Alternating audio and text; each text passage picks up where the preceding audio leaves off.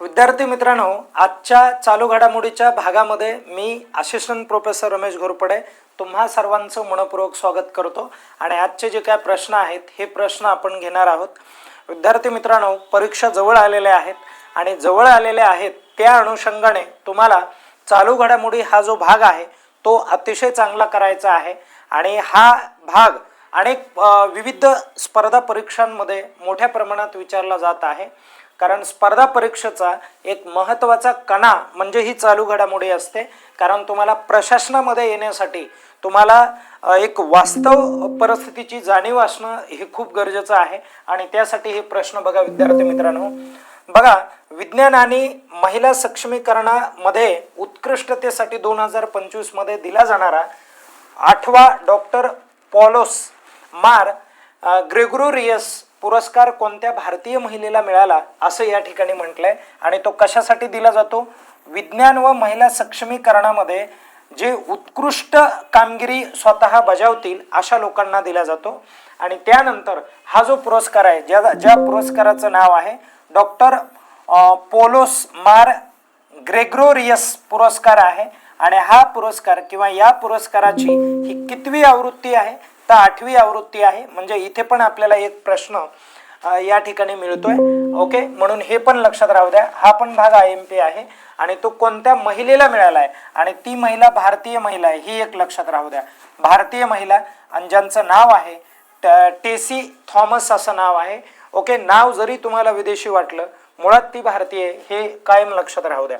म्हणून हा प्रश्न जरा कन्फ्युजन करणारा ठरू शकतो आणि अशा स्वरूपाचे प्रश्न परीक्षेला विचारले जातात. आता पुढे बघा, 41व्या all India governance gold cup.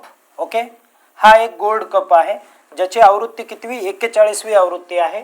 International football tournament 2025 ही स्पर्धा आहे आणि कोणत्या संघाने जिंकली असं ते म्हटलेलं आहे. म्हणजे विजयी संघ कोणता आहे? तर त्याचं करेक्ट उत्तर काय आहे मित्रांनो? राजस्थान युनायटेड FC म्हणजे फुटबॉल क्लब त्याचा अर्थ होतो. तर या फुटबॉल क्लबने हा जो संघ आहे किंवा ही जी स्पर्धा आहे ही स्पर्धा जिंकलेली आहे. आपण जाऊयात पुढे. नंतरचा मुद्दा बघा काय आहे. मलेशिया ही एक राष्ट्र आहे.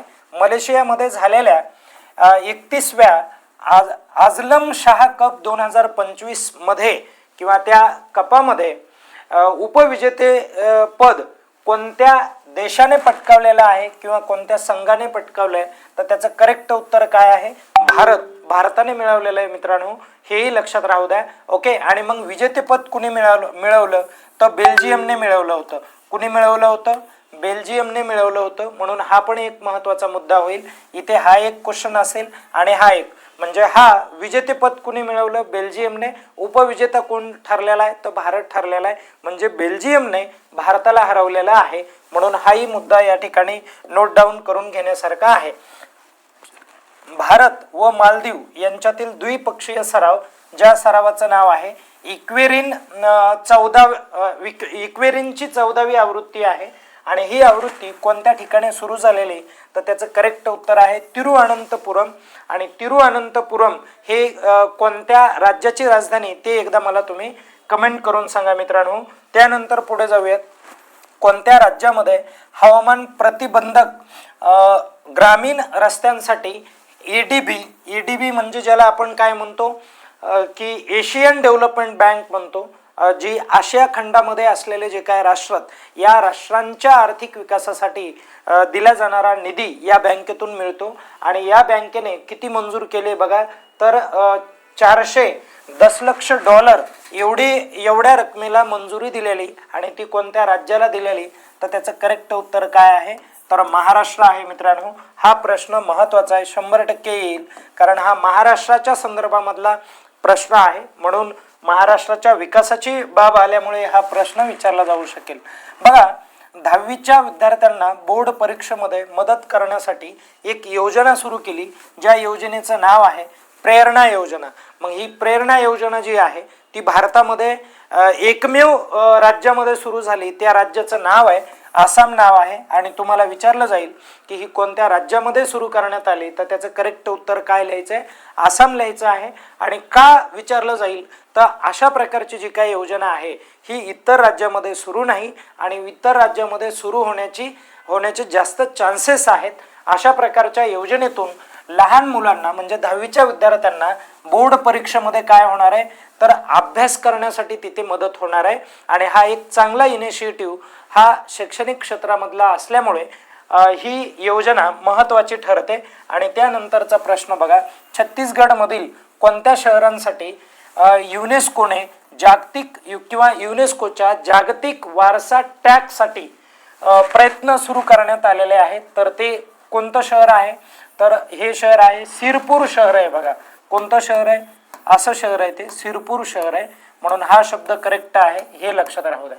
क्लिअर. आणि हे सिरपूर शहर कोणत्या राज्यातलं आहे, छत्तीसगड मधलं आहे. ओके, म्हणून हाही एक महत्त्वाचा पार्ट आहे.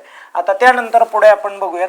बघा, खनिज विकासाला चालना देण्यासाठी लाईमस्टोन बॉक्सचे पहिला लिलाव जो आहे तो कोणत्या केंद्रशासित प्रदेशाने केलेला आहे ते तुम्हाला सांगायचं आहे. आणि त्याचं करेक्ट उत्तर काय आहे तर जम्मू काश्मीर आहे. काय उत्तर आहे त्याचं, जम्मू काश्मीर आहे. नंतरचा प्रश्न बघा, माजी उपराष्ट्राध्यक्ष ज्यांचं नाव आहे डिक चेनी नाव आहे आणि डिक चेनी यांचं नुकतंच निधन झालेलं होतं. तर तुम्हाला असा प्रश्न येईल की डिक चेनी हे जे उपराष्ट्राध्यक्ष आहेत हे कोणत्या देशाचे आहेत किंवा कोणत्या राष्ट्राचे आहेत तर त्याचं करेक्ट उत्तर काय आहे, अमेरिका आहे. अमेरिकेचे उपराष्ट्राध्यक्ष होते मित्रांनो. त्यानंतर एक शेवटचा प्रश्न बघा, जगात दुग्ध उत्पादनामध्ये सर्वात अव्वल स्थानी असणारा देश कोणता आहे तर त्याचं करेक्ट उत्तर काय आहे तर भारत आहे. भारत हा जगामध्ये मिल्क प्रोडक्शनसाठी पहिल्या क्रमांकाचा देश आहे मित्रांनो. कारण या ठिकाणी आपल्याकडे दुग्ध क्रांती झाली होती, ज्याला तुम्ही श्वेत क्रांती असं म्हणता. आणि श्वेत क्रांतीचे जनक कोणाला म्हटलं जातं किंवा कोणाला संबोधलं जातं ते एकदा मला तुम्ही कमेंट करून सांगा. या ठिकाणी आपण थांबूयात आणि सर्वांनी हे जे प्रश्न आहेत हे प्रश्न व्यवस्थित समजून घ्यायचे आणि याचा चांगला सराव करायचा, प्रॅक्टिस करणं महत्त्वाचं आहे. हे कंटेंट वारंवार वाचा जेणेकरून तुमच्या लक्षात राहील. धन्यवाद.